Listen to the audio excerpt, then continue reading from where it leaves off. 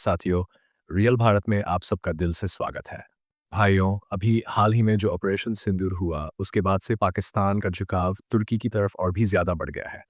अब तुर्की, अज़रबैजान और पाकिस्तान, ये तीनों मिलकर एक मजबूत मिलिट्री समझौता कर रहे हैं। तुर्की अब पाकिस्तान के लिए एक युद्धपोत तैयार कर रहा है और उसका ट्रायल पानी में भी करवा चुका है। उधर पाकिस्तान को तुर्की का एयर डिफेंस सिस्टम भी जबरदस्त पसंद आ रहा है। अब इसका एक बड़ा कारण है, पाकिस्तान ने चीन से जो एयर डिफेंस सिस्टम लिया था, वो भारत के खिलाफ ज़रा भी काम का नहीं निकला। इसलिए अब पाकिस्तान तुर्की की तरफ भाग रहा है और वहाँ से नया एयर डिफेंस खरीदने की सोच रहा है। मतलब एक और नया मालिक खोज लिया है पाकिस्तान ने। अब जब पाकिस्तान और तुर्की इतने गहरे दोस्त बन रहे हैं, तो भारत भी हाथ पर हाथ धरे नहीं बैठा है। भारत ने तुर्की से अपने रिश्ते धीरे-धीरे तोड़ना शुरू कर दिया है। मुंबई महानगर पालिका ने तुर्की को दिया हुआ एक बड़ा कॉन्ट्रैक्ट सीधा रद्द कर दिया। एयर इंडिया ने भी अपने जहाज़ों की मेंटेनेंस डील तुर्की से खत्म कर दी और इंडिगो ने तो खुलकर तुर्की से अपना करार तोड़ दिया है। अब अगले 3 महीनों में इंडिगो नया पार्टनर ढूंढने की तैयारी में लग चुका है।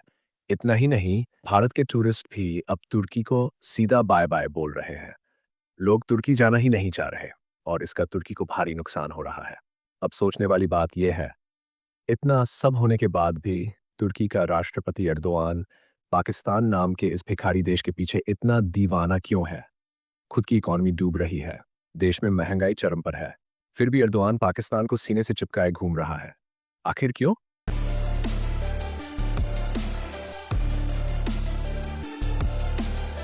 दोस्तों, जब ऑपरेशन सिंदूर शुरू हुआ था, तब पाकिस्तान को सबसे ज़्यादा मदद देने वाले 3 देश थे: चीन, अज़रबैजान और तुर्की।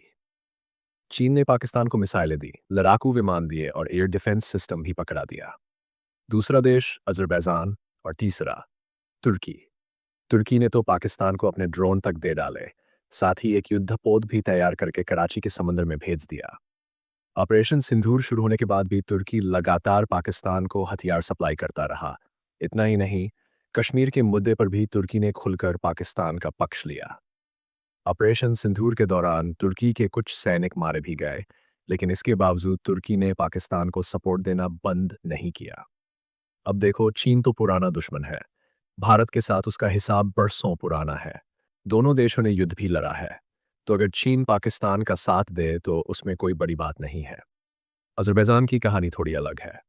अज़रबैजान का सबसे बड़ा दुश्मन है आर्मेनिया, और भारत ने हाल ही में आर्मेनिया के साथ रक्षा समझौते किए हैं।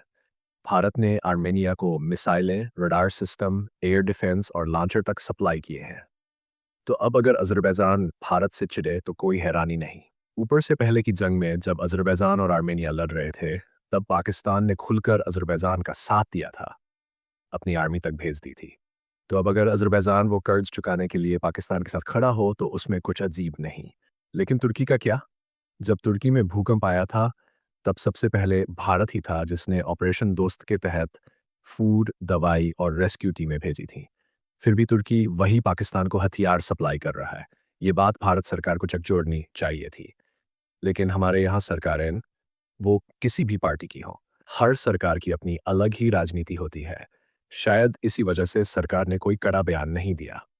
पर इस बार जनता चुप नहीं रही।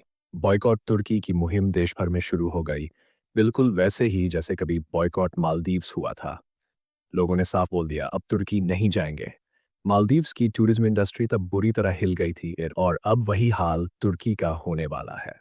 तुर्की की इकॉनमी का बड़ा हिस्सा टूरिज्म पर टिका है और भारत से हर साल लाखों टूरिस्ट वहां जाते हैं।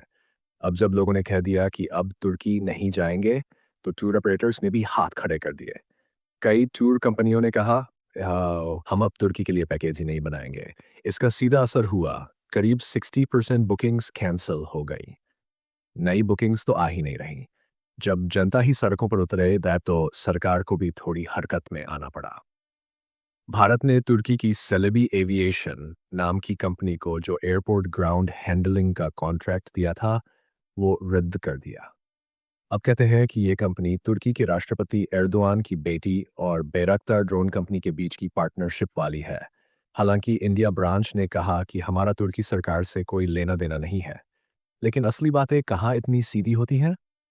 मल्टीनेशनल कंपनियां किसी एक देश से नहीं चलती। कहाँ से रजिस्टर हुई है, किसका बेनामी है, क्या पार्टनरशिप है, ये सब पर्दों में रहता है। जो भी हो, भारत ने सेलेब का कॉन्ट्रैक्ट रद्द किया। इसके बाद अब बारी आई इंडिगो की। इंडिगो ने तुर्की की एक एयरलाइंस के साथ कोड शेयर समझौता किया था। 30 मई को वो डील एक्सपायर होनी थी। इंडिगो चाहती थी उसे आगे बढ़ाना, लेकिन मुंबई की कुछ संगठनों ने चेतावनी दी, तुर्की से नाता तोड़ो।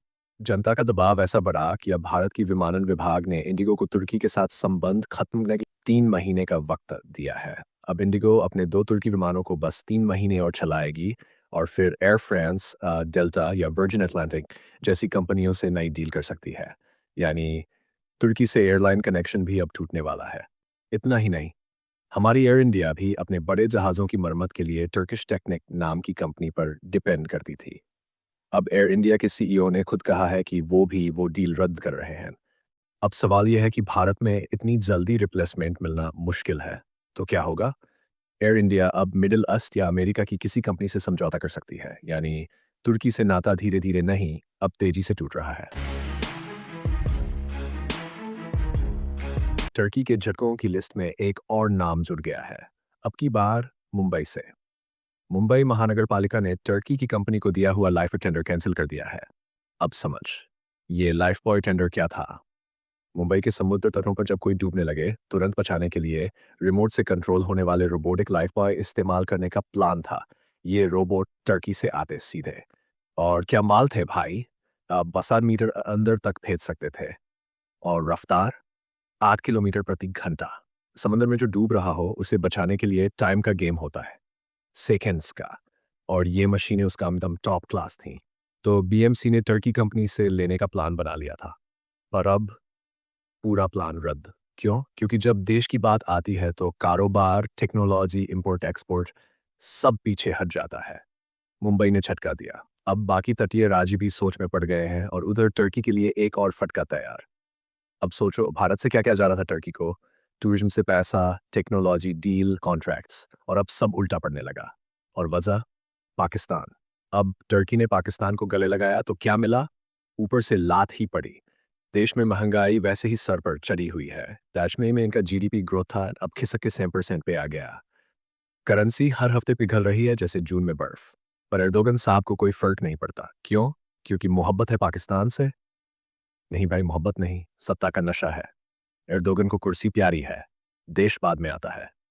टर्की कभी सेक्युलर था, पर आज तो कट्टरपंथ की आंधी चल रही है और इस आंधी को हवा दे रहा है खुद एर्दोगन। उसने देख लिया, अगर मैं खुद को इस्लाम का रखवाला बताऊं तो कट्टरपंथी संगठन मेरी जेब में रहेंगे। बस वही चाल खेली उसने। पाकिस्तान को गले लगाया, अजरबैजान को साथ लाया और कहने लगा हम ओटोमन साम्राज्य के वारिस हैं। मतलब वो खुद को इस्लामी सम्राट, खलीफा, कुछ भी कहलवाना चाहता है। पर अब असली मजा सुनो। ये अज़रबैजान जो टर्की और पाकिस्तान का दोस्त है, वही अज़रबैजान इज़राइल से हथियार खरीदता है। रडार सिस्टम, मिसाइल, ड्रोन सब कुछ इज़राइल से। और तो और, चर्चा ये भी है कि ईरान के प्रेसिडेंट इब्राहिम रईसी की जो हेलीकॉप्टर क्रैश हुई थी, वो ऑपरेशन मोसाद ने अज़रबैजान की ज़मीन से चलाया था। अब बताओ, ये कैसी इस्लामी एकता? जहाँ एक तरफ खलीफा बनने की बात हो रही है और दूसरी तरफ इज़राइल से हथियार लेकर मुस्लिम देशों पे हमले। इससे भी गहरी बात, पाकिस्तान, कहाँ इस्लाम, कहाँ भाईचारा? अपने ही मुल्क में बलूचों को मारता है, अफगानिस्तान में हमले करता है और मरता कौन? मुसलमान। तो टर्की जो पाकिस्तान को गले लगा के बैठा है, उसकी नीयत भी अब सबके सामने है। यही तो टर्की को भारत से मिलने वाला सबक है। और एर्दोगन की इस्लाम के नाम पर सत्ता बचाने की चाल के पीछे जो राज है, उन पर अगले एपिसोड में और गहराई से बात करेंगे। तब तक के लिए जय हिंद, जय किसान।